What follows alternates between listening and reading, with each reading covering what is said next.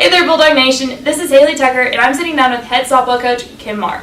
Coach, it's not every day that I get to sit down with an Olympic gold medalist. How is your success as a player reflected on your coaching style? You know, I think it's made it simple because I never thought I was that great of an athlete. I just worked hard. And I truly believe if you work hard and you take advantage of opportunities, great things can happen. So I try to preach that when I'm coaching. Whether they take it, I don't know. Because there's that saying, you can lead a horse to water, but you can't make it drink. So that's definitely something that I try to do, is just take advantage of your opportunities and work hard. And it tends to be the harder you work, the more opportunities present themselves. Yeah, and exactly. And if you don't work hard, then you're not going to go anywhere in life. So I would like to think so. Yeah. And then looking ahead, what do you expect from your team for the rest of the season?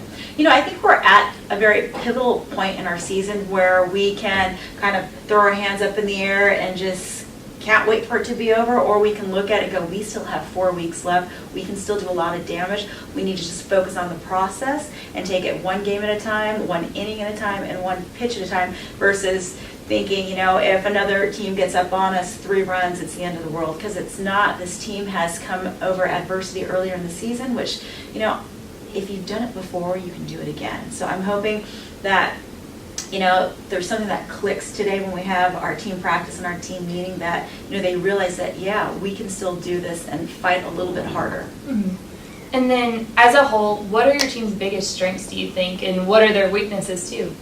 You know, their biggest strength as a team is when they're together, they're unstoppable. But, you know, to be together as a team, you have to trust, you have to fight for each other. You can't have a lull, you know, 3 through 6 innings. You have to fight every single inning. And if you are up 3 runs, you can't just sit back and wait on those 3 runs. You know, throughout the season, I've seen great games by this team. You know, some that we have won and some that we haven't won. But you can never control what your opponents are going to do. All you can do is control what you do. And when you break that down even more, that's your attitude and your effort. And when our team is there and committed to each other, they're going to be tough to beat. You know, it's just, we can't allow the other stuff, the minutia, to get in the way of, you know, what we're trying to do. Yeah. Weaknesses, I think, you know, not realizing it's a new year.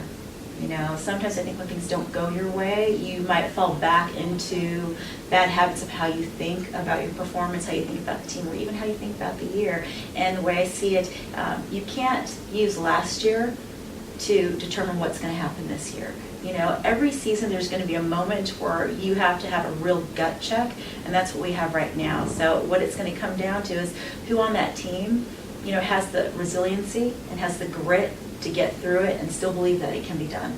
Yeah, and that's good. And like you said, who on the team do you think is your leader, your go-to girl? Who would that be? You know, it changes from day to day. Each person on that team brings something different. For example, we have a freshman on our team, Ryan Griggs.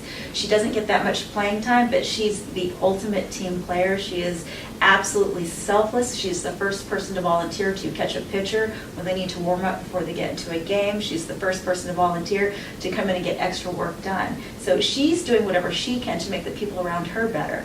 You know, and then we have, you know, someone else on the team, like Atea Haney. When she's in the circle, she's going to do whatever she can to help the team, you know, get into a winning position. So it just depends on the time and the place of who is going to be that leader. And honestly, I think you should have more than one team leader. Yeah. And it doesn't necessarily have to be a senior. It can come from a freshman, a sophomore, or a junior. Mm-hmm. And that'd be good if your freshman is your leader the entire way throughout. Absolutely. I mean, for 4 years, that'd be great. Mm-hmm. And then, how excited are your girls to play Northwestern tomorrow? I mean, it's our rival. How pumped up did they get before this game? Well, you know, and I don't know yet, because when I talked to them yesterday, we had pushed it to the 11th of April because of the weather. We weren't sure if we were going to get a game in. Mm-hmm. So I'll be able to have a better gauge of that once we're at practice today. But I'm sure they're going to be pretty pumped up, because it's a great opportunity to not only play Northwestern, but to get 2 wins under our belt. Mm-hmm. And then we were talking about this earlier. How does the weather affect, like you said, that their mental state? I mean, because you go into a game, you get so pumped up, you're right there, and then it says canceled. So how do you go from being that and like so encouraged, everything, to not playing and then maybe going one more day? I think it's one of the things you have to understand. They control the controllables. You know, when you look at the weather, it's completely out of your control. Mhm. You know, and it's just like a pitcher that's in the mound. You know, what the umpire calls is out of her control. If an umpire has a certain strike zone that the pitcher might not agree with, well, it's up to the pitcher to adjust to his strike zone. So it comes down to control what's in your control, and you just don't sweat the things that are out of your control. Mhm. Otherwise, you're going to get gray hair and age about 50 years. So. Right. But, and then last question, talk about your performance against SMU. How did your team do? Honestly, not as well as I was hoping we were going to. You know, it's one of those things you never really know until you get there. Week of practice was good, everything was going well, and it's just one thing kind of snowballed into another.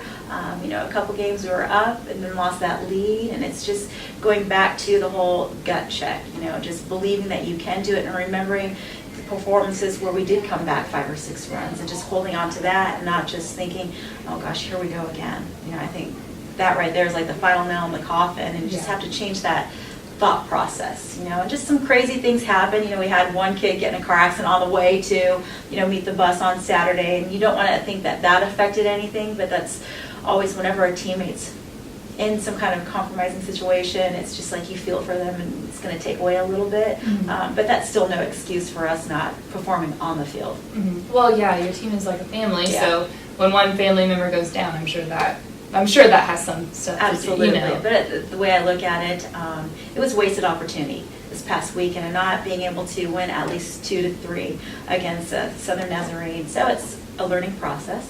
You know, it's one of those things where the seniors, you can't get another opportunity next year, but what you can do is take that, hopefully, learning process into this coming game tomorrow, and for the freshmen, it's kind of like, you know what, you should be beating them every single year. So you don't want to beat yourself up as long as you can learn from the situation. Mm-hmm. All right. Well, thank you so much, Coach, for coming and talking with us. You're welcome. And I'm Hailey Tucker for SWOSU Athletics, and tune in tomorrow to watch your Southwestern Lady Bulldogs play our rivals, Northwestern.